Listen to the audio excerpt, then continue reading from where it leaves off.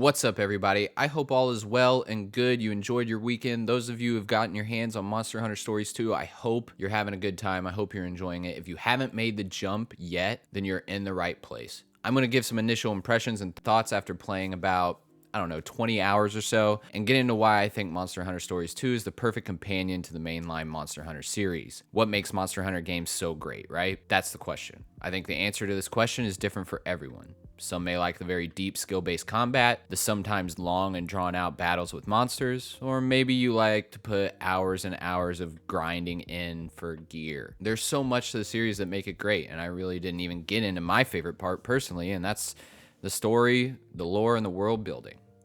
This right here, this reason, is the reason why I think Monster Hunter Stories 2 is resonating with me even more so than any mainline Monster Hunter games ever have. And Monster Hunter Rise was incredible. I mean, it's quite high on my top 5 games of the year so far list. Go check that video out if you haven't yet. I'll link a card up here for you, but I think I am enjoying Stories even more. The hook to this game is similar in that you're still hunting monsters, but your main goal is to collect eggs. Hatch eggs, collect monsties, if you will. Monsties are the ones that are on your side. You ride them, you use them in battle against monsters.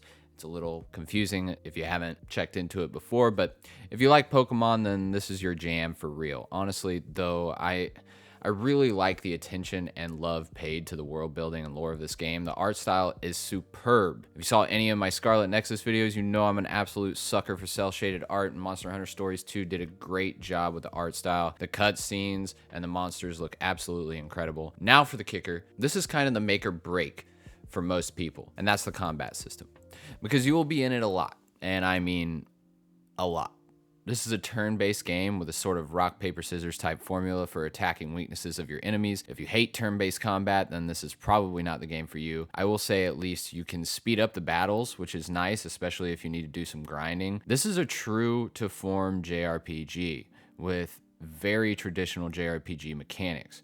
I really see the main formula of this game being very much a more complex and advanced version of Pokemon, if you will. The game focuses heavily on battling monsters and collecting eggs. Chances to collect rare monsties with better stats make this a very addictive gameplay loop for those that like that kind of thing. Essentially, the concept is you go out and try and find a monster's nest, which is almost always inside a den. You explore the den, find the nest, beat the monster. Once you have beat the monster, you get an egg for that monster, and you take it back and hatch the egg, right? There are variations of this throughout the game, and there are dens sprinkled throughout that you can explore on the side. Some pop up with guarantee of finding a rare monstie or monstie with great stats. So when you see those, I think they have like gold around the entrance. Exploring the different areas and finding unique monsters and really diving deep into the turn-based battle system make for an extremely fun game. I have thoroughly enjoyed my time so far with Monster Hunter Stories 2, and from what I am seeing at 20 or so hours in, I have barely scratched the surface. There's so much to do and collect, so many side quests, and the main story itself is quite long. So this brings me to my ultimate point, and that's why I think Monster Hunter Stories series in general is the perfect companion